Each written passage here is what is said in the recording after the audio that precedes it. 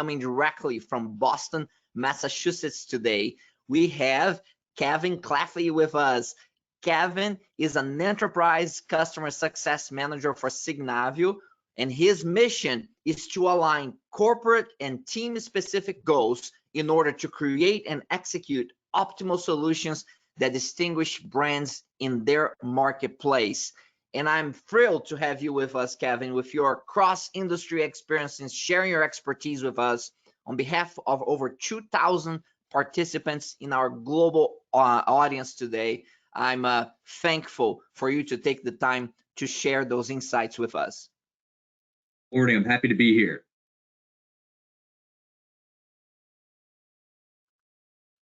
So good morning, everyone. Like Jose just said, my name is Kevin Claffey, and today I'm going to be discussing how your business transformation and your customer excellence go hand in hand. So really today, I'm not going to just be talking about how you get from point A to point B in your business transformation, but the importance of making sure that when you focus on your customers, that's at the focal point of every step in your transformation.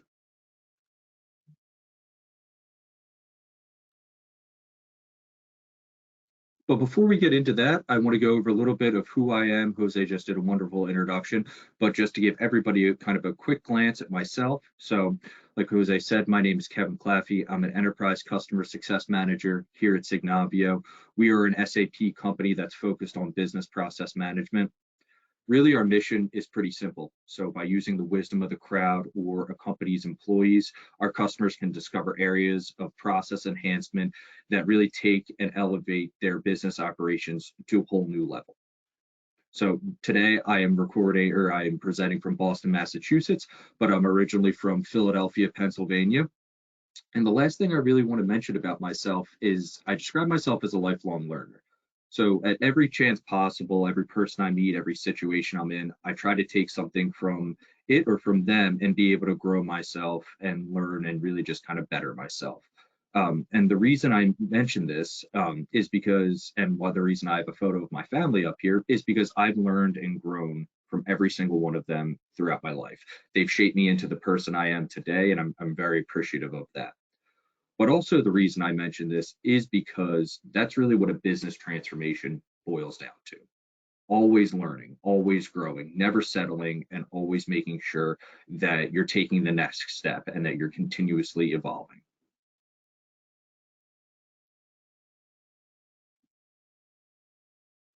And when talking about a business transformation, it really has three major components. So one, the ability to anticipate future needs through technology. The second is to establish a sustainable competitive advantage by the anticipation of those future needs. And lastly, it's focusing on the customer experience. And while the ability to not only predict a future need, but solve it can really disrupt an entire industry and put your competitors on their heels, the first mover advantage is pretty short-lived. The largest opportunity it really creates is to have that first crack in establishing that customer loyalty. And really, when you're talking about a business transformation, it's pivotal to make sure you're focusing on the customer experience throughout every step of the transformation and not at the end. That has to be your end goal, and you ultimately need to work backwards from there. Let's take the use case of Apple. Apple set the standards for smartphones just a little over a decade ago. Now today, it's seemed pretty almost sacrilegious to not have an iPhone. People are absolutely embarrassed for their text to be green. I mean, personally, I have an Android phone and everyone continuously makes fun of me for having green text, so I know how it feels. You've got to start with the customer experience and work backwards to the technology. That was Steve Jobs in 1997. To say he was a visionary would be pretty much an understatement. The process of creating and maintaining this type of brand loyalty started at the birth of Apple and has remained the foundation of their mission and vision all the way through today. Even back then, Apple wasn't focused on one-off transactions. Apple was about creating and establishing relationships with people and making sure that at every single opportunity they had to make the customer experience better, they took it. They saw it as people weren't just buying a product from them. They were becoming part of something bigger. They were becoming part of Apple's community.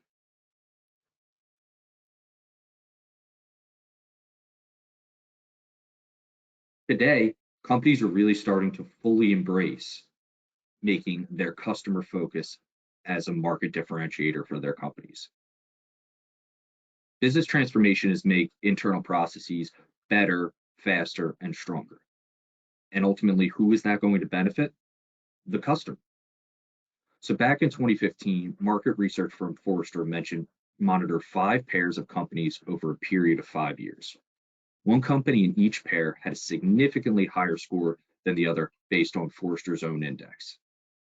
In every single pair, the company with the higher customer experience score outperformed the other on revenue, and the high customer experience scores collectively grew 14% faster than the other 5 firms during the 5-year period. Customers ultimately remember 3 experiences: their best, their most recent, and their worst. Studies have shown that it takes 12 positive customer experiences to eliminate 1 single bad experience.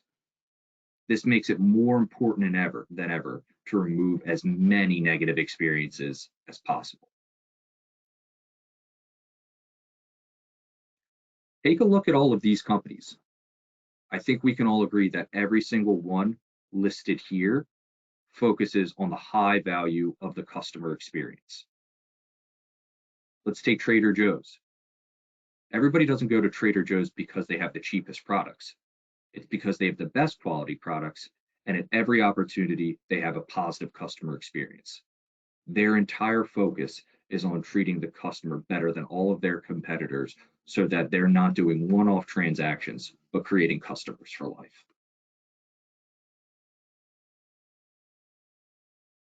Sam Walton pretty eloquently summarizes the importance of the customer experience. The customer is the ultimate boss. Simply by spending their money elsewhere, they can remove any CEO or put any company out of business. So now that we understand the importance of the customer experience, it's time to work backwards from there and create your business transformation roadmap. And really, when creating this transformation, 3 key goals need to be kept in mind. 1, start with the end in mind. Before you know what steps need to be taken in your journey, you have to know 2 points. You have to know where you're going and where you're starting. Once you understand your current position and your end goal, you set those goals and you work backwards from there. Number 2 is you got to execute on the fundamentals. Companies need to take a hard look in the mirror and understand where their strengths are, where their weaknesses lie, and what is their current perception by their customers. It's going to require stepping into the shoes of their own customers and understand what their basic needs are. These basic needs need to be met at every single turn, just like we were talking about a minute ago with the customer experience. Customers aren't looking for a grand gesture at every single stage. They want their basic needs being met on a consistent basis. If you're executing on the fundamentals, you'll rarely have any bad experiences, and you won't have to create 12 positive experiences to make up for that 1 negative one. Lastly, you need to establish a culture of continuous improvement. Like I said before, I would describe myself as a continuous learner. Businesses really need to internalize this. A business transformation is an ongoing project and not a one-off initiative. To make sure that this initiative never dies, it's really important to create a culture within your organization that never settles. It always looks for ways to become better, to improve the customer experience.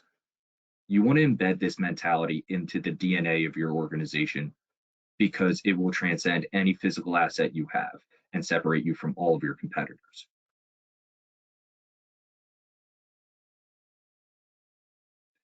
Now, when starting with the end in mind, hindsight is 20/20. it's really easy to look back at the end and see how all the dots are connected.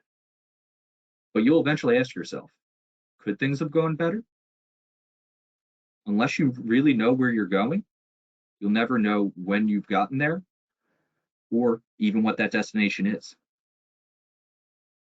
So at this stage of your transformation, you need to define your starting point and your end point. Your end point being your goals need to be clearly communicated and defined throughout your entire organization. Everyone needs to be on the same page so they are working in lockstep towards these goals. From there, you work backwards until where you are in your current position today. Now, this doesn't mean that every single step needs to be defined down to the most minute detail, but the steps should be starting to take place. The next thing that you need to do is you need to formalize your success criteria. It's great to have goals, but really, what are they without any metrics to evaluate against? You need to establish a launch state for your transformation. Assign your stakeholders and put in black and white what will make this transformation successful.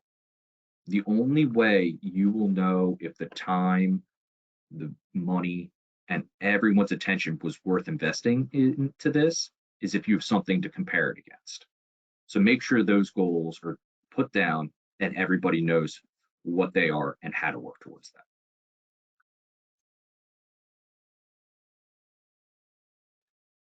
Now, the first customer example I have today, I'm going to be talking about Jabil, who's one of the world's largest manufacturing companies. They began their business transformation with Signavio just a few years ago. Their ultimate goal by working with us was to be the factory of the future. They knew that what they were doing today was inefficient. They had no way of recording what was happening or the changes and variations between all of their plants, and they knew this needed to change. If they were going to become the factory of the future, they had to change how they operated on a daily basis. So once they did that and defined their end goal, they needed to understand where they are. They understood that currently they were pretty process immature. They knew that all of their regions and plants globally used the same processes, but all had different regional variations. But these regional variations weren't being tracked or monitored. There's no way to know if they could improve their operations. So it was at this moment that Jabil identified their starting point, like I said, where they weren't mature in their process management at all. So the next step, what they decided to do was Jabil began to utilize Signavio to put all of their processes into one place. They created that single source of truth where they would create and document all of their processes and be able to point all their employees into one area. So now they not only were mapping the standardized processes, they were mapping the regional variations as well and making sure they can point all their employees to one area. Now, this is a big undertaking for a company. So especially when you have global plants and you have one process or transformation team conducting all of this, you don't want to be going to all, or you don't want that team being traveling to all of the different plants across the globe. So what they did was they took advantage of their global workforce. They trained and enabled all of their employees at the different plants to be able to map the process variants. They were the on-the-ground workers who understood the differences and the deviations from the global standardized processes.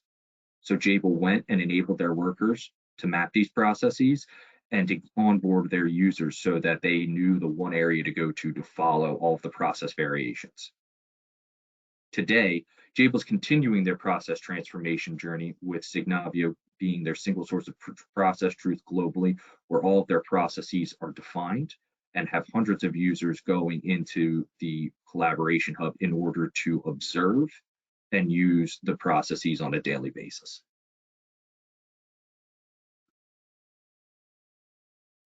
Now, as we dive into the second key goal, I have a quote from the late, great Kobe Bryant. So Kobe Bryant understood at a young age that he was faster than most players, but not the fastest. He knew that he was more skilled than most players, but not the most skillful. But the most important thing Kobe knew was that these advantages were temporary throughout NBA careers. But the one thing that never diminished were the fundamentals of basketball. He knew if he could master these skills, not only one day would he be superior to all of his other competitors, but he would, and he did, extend his playing career well beyond that of all of his rivals. The same can really be said for all companies. If you don't master the fundamentals, you're not going to be in business for very long. And that goes for mastering the fundamentals of not only your internal operations, but for your customer experiences as well. So Aflac, one of the world's largest insurance providers. With thousands of workers and hundreds of software systems, Aflac had a difficult time consolidating information into one area. And so as a first step in their transformation journey, Aflac decided to put all of their business processes in one area in Signavio. Over the course of several months, Aflac's core BPMN team started to create their business processes within Signavio Process Manager. Once this entire process hierarchy was complete, they began inviting users to the Signavio Collaboration Hub in order for them to comment, to understand, and to be able to put these processes in practice in their daily operations. This not only made it easy for employees to find the right information quickly, but it significantly mitigated any process confusion or deviation internally. The next part of Aflac's equation was to establish an internal Signavio BPMN champions. So with a company the size of Aflac, it takes a lot more than one team to get a transformation initiative off the ground. They turned their size into their advantage, though. What they did was they began to train employees from various internal teams in BPMN and Signavio. These users were then dubbed Signavio champions and went on and trained others from different internal teams, widening the effects of their transformation. Today, Aflac has a full-blown certification process for users to become trained and certified in not only BPMN, but Signavio as well. They will not distribute a license to any of the users until they have completed their Signavio and BPMN training. They want these licenses to matter. They're not just going to hand it out to hand it out. With the time and energy each of their employees invests into being certified, they now have a stake in the game. They have skin in the game in terms of the success of Aflac's business transformation, which is going to want them to work harder and see this succeed. They don't want their efforts in being trained to happen for nothing.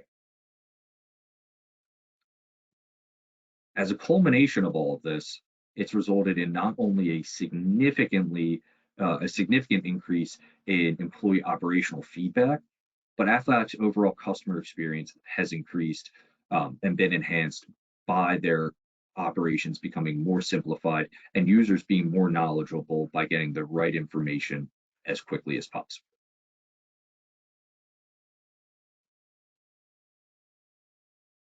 Now, the last of the three key takeaways is to establish a culture of continuous improvement. So we've all heard the phrase, it takes a village.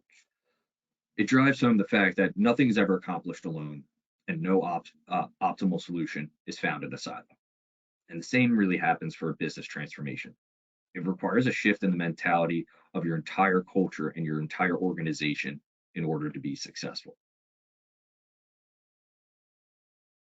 When creating their culture of continuous improvement, the Prudential company identified three things.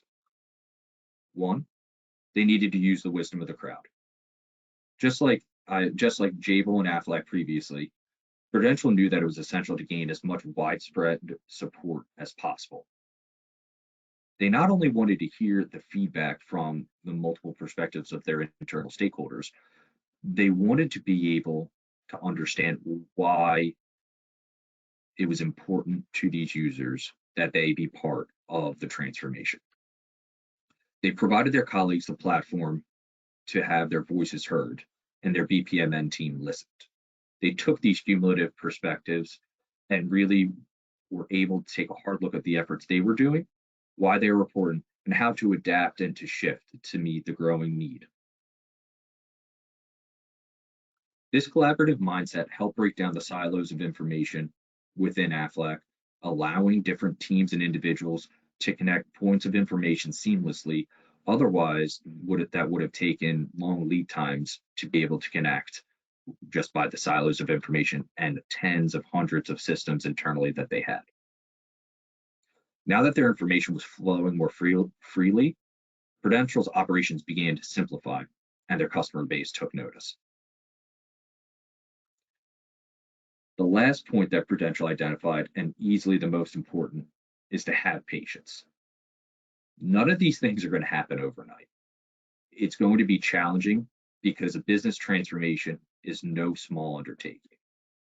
But Prudential knew that if this was done methodically, with patience and attention to detail, they knew that their culture would be something that was more valuable than any physical resource they had.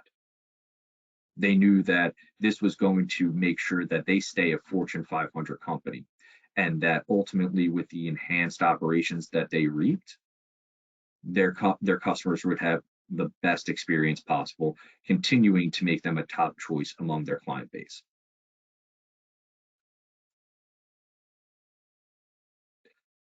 Thank you very much for the opportunity to speak with everyone today. I really hope to be able to do this again in person soon. I hope you all have a nice day.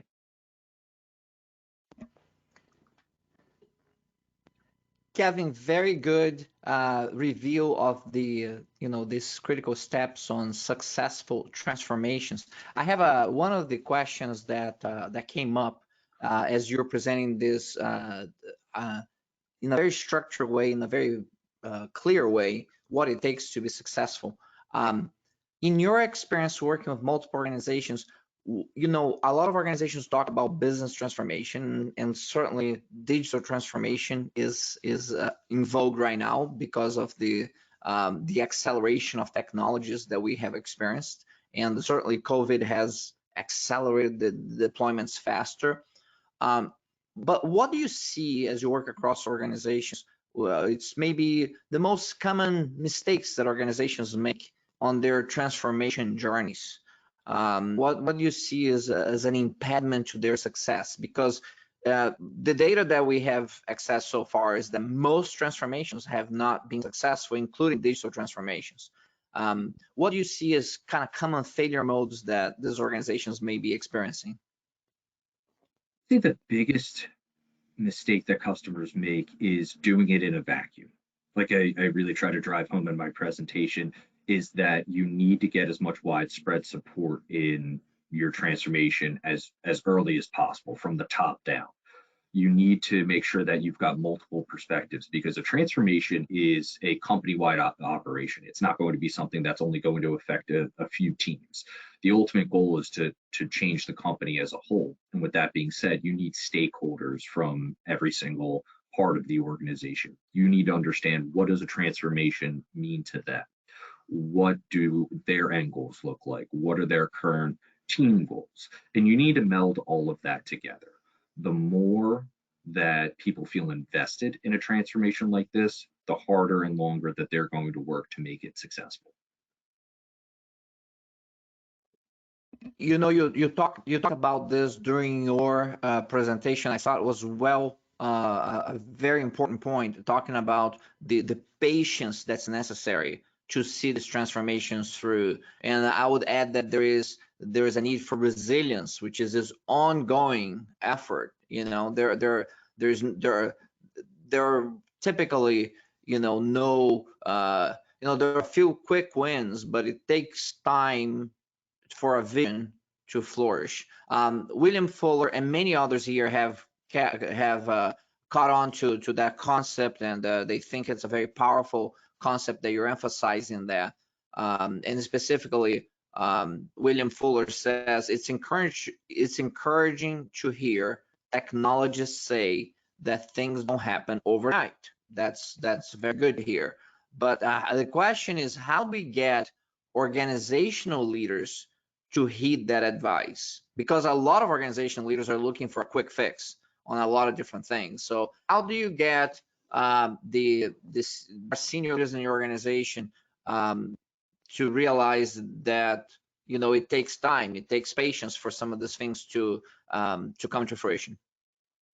I think resilience is a great point there as well, because it's challenging. This is going to take years, and really, if you're looking at a shorter time frame, months before you see kind of any fruit of it. It takes a lot of investment up front in terms of time, in terms of diligence, getting people on board, getting them on the same foundation in terms of understanding why this is important for the future. Because again, you're transforming your business to adapt to the future. Just in that sense, it's not going to be overnight. That's the first thing I say to all of my customers, is that when you're starting this initiative, you set the expectation that, especially with your stakeholders, that it's not going to be done in a week, it's not going to be done in a day. When you're doing a whole cultural shift, we can just see from history itself, none of that happens overnight. So I try to set that expectations with my clients right off the bat, is that there's going to be a lot of hard work before you really see the fruits of your labor. Another thing I try to do is connect my customers with other customers that have been doing this for a little bit longer, so that they can understand that this takes years of consistent effort. So really, whenever I can connect members of the Signavio community together to learn and to share best practices, I always do that, because it's much more powerful hearing it from someone else than hearing it from me. That's excellent. The three cases that you share with us, there are three organizations that are those are great examples. First of all, a very good view of their journeys and how they had, you know, different targets to hit, and the different visions, and starting with the end in mind, as you pointed out, and they had their own path to get to that end. So Jabil, Aflac, and Prudential are good examples of organizations who have been consistent with their purpose, if you will, over a period of time. Do you what was in place in these organizations, in your opinion, that made their journey more successful versus other organizations who embark on a digital transformation journey, or a business transformation journey, or a process transformation journey, and they lose their way in that process? What do you think is unique about, if there is something to glance and learn from, you know, Jabil, Aflac, and Prudential as a group? Is there some unique characteristics there that you think made them successful? I would say, just from those three companies, they've all had buy-in from higher ups within the organization. It wasn't just one team that wanted to embark on this. It was the fact that they had people from the VP level up seeing the need for business transformation, understanding the value of processes and documenting those, monitoring those, understanding the deviations, that has made them all successful. And that's where I think each one of them has created this culture of continuous improvement and process excellence that has taken them further. They've all been doing their digital transformation and really their BPMN practice for 3+ years, each of them. So again, goes back to that taking time. It's going to be a lot of time and investments, but they've had the backing from higher ups within their organizations to really make sure that they're getting the resources that they need to be successful, so that it's not just a one-off initiative that dies after a while because they don't see any benefits in the short term. They have the higher ups be able to go to bat for them, set the expectation with other teams and leaders internally that this is going to take a while. And because they've had that support and they've been given that leash to really make sure that they have the time and resources to get this off the ground, now they're starting to see the benefits and continuing to get that upper management support. That's absolutely critically important. They seem to have established some level of governance as well. I just want to check if that's correct. That they established some basic governance on how this should be done in the organization. Was governance an important component of what they did, or not really? Absolutely. I think when you're dealing with any kind of software tool, governance is key, because you don't want to just be handing out access to the tool or licenses to everybody who just says they want to try it, because somebody could try it once and never want to be using it again, but they're taking up that license. And when it all rolls back to it with SaaS, it's each license costs money. So organizations need to be mindful of their budget, especially in today with the pandemic. But also SaaS being as powerful as it is, it's even more of an optimal solution with everybody being dispersed today. So I would say governance is huge in terms of understanding who is a license, what they're using it for. I know Jabil, Aflac, and Prudential, all with global users of the tool, they really need to be understanding, okay, who's using it for what, is it being put to the most value it could be? So definitely governance in terms of license management, as well as who's putting the content into the system and the processes. Who's creating the processes? Are they the best ones and the most knowledgeable to be creating those processes? Who else can add value to the feedback here if there is a regional deviation for the processes? So what I usually see is that there will be users across the globe for a lot of my clients, especially these three, but they will always have a core BPMN team who are the admins of their Signavio workspace and are able to really kind of maintain and have that level of control so that information, really false information, isn't being put into the system. That's excellent. I want to go into the customer experience that you highlighted early on. Quotes from Steve Jobs, the reverse engineering of the customer experience as a way of developing, great products and services. I think that's a very important insight for everyone to keep in mind. I can imagine that in certain organizations that can be quite challenging, though, because I can take Jabil as an example, a well-known large global manufacturer. A large percentage of the employees at Jabil don't have a good feel for, based on where they operate and how they operate. They may be quite disconnected from the customer experience. How do you build that customer experience mindset on someone who may be deep into operations? Curious about some tips that you may have to really extend that customer experience mindset throughout the organization. Yeah, and I think that's a great question, because there are so many employees that of each company that aren't customer facing. And I think the thing that I drive home is that everybody has a customer. It may not just be in the traditional sense. So I kind of look at it in some ways where you could be a manufacturer and really you're working on those, whatever it may be, building something every single day. You could see your boss as almost your customer. What is going to make it easier for them to do their job? How is it going to make you look good, to really make operations efficient, to find a way to do something better and faster that will ultimately make your boss's job easier, make him shine, which is ultimately going to benefit you. So it's understanding that everybody has a customer. Again, it's just not in the traditional sense, is who will be your end user, identifying that, and how to make their jobs or their experiences easier. One final question, Kevin, that I have is that, we are so appreciative that we have solution providers who, like you, who come here and talk about what you're doing is thought leadership. You're sharing insights and what really works, and sometimes what doesn't work. So to guide other organizations and leaders in successful paths. And so you don't come in here and you're trying to sell product and service from Signavio, and we appreciate that, because we want to understand the context, we understand how the principles should apply before we get into tools and methodologies.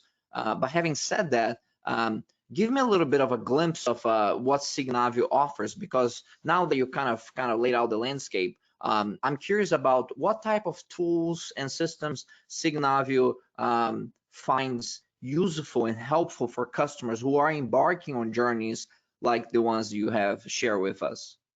Mm-hmm. Yeah, and for me, I never see any technology as a one size fits all for business transformation. It's going to take different systems that are all connected together, sharing information to really elevate that company to the next level in its transformation. For Signavio, at least, we focus, like I said in the beginning, on business process management. So we have our process manager that helps create and define your processes within one area. And once those are kind of ready to be published to the masses, we have our collaboration hub, where users can go in who are not maybe the design experts, but they're there to consume the processes, understand how to get from point A to point B in a process, as well as all the details that go into it, so that they can understand without any interpretation what they need to do in each step of a process in order for it to be successful. We also have a workflow acceleration tool that helps do task routing and task automation, so that rather than manually assigning a task to a user, the workflow automatically assigns it to them in one area, so that they can go in and understand what task needs to be done after the previous task and who is responsible for that task. And this also connects to our process manager as well. And we also have our process intelligence tool, which is our process mining tool. And really what the way that breaks down is understanding, okay, this is how your processes have run in the past. These are all the different cases. This is how somebody has taken your process from point A to point B, and understanding, okay, what is the difference between what has been executed versus what you've actually mapped out your process to be, and being able to understand those differences. Because as much as we want to say we can map a perfect process, there's always going to be deviations. There's always going to be ways to improve. And that's really what our process intelligence tool helps you do, is identify, okay, this is what people are doing on an everyday basis. Maybe we should rethink our processes to be able to adapt to those variations, or be more stringent in terms of helping people adhere to the standardized processes. Really kind of that is our entire suite. And again, it's focused on process management and making sure that you not only have one area for all of your processes to be mapped and consumed, but really monitor those and understand the value that they're providing to your organization. Fantastic, Kevin. Thank you so much for sharing your expertise and insights with our global audience today. We really appreciate you taking the time to do that. Happy to be here. Thank you very much for having me. Thank you. Ladies and gentlemen, that was Kevin Claffey from Signavio sharing the journey of business transformation, culture, business, and digital transformation across multiple organizations with different business models. Really interesting insights provided by Kevin and the team. So we appreciate that from Signavio. We're going to be taking a break now, and at the top of the hour, we're going to be heading to Namibia, where we are going to be talking about financial services. We're going to have the head of digital transformation of FNB Namibia, Sergio de Souza, share his insights on digital transformation and the future in a simplified approach. So join us at the top of the hour with a global financial leader who is going to share the journey of culture, business, and digital transformation at FNB Namibia. So I'll see you back soon.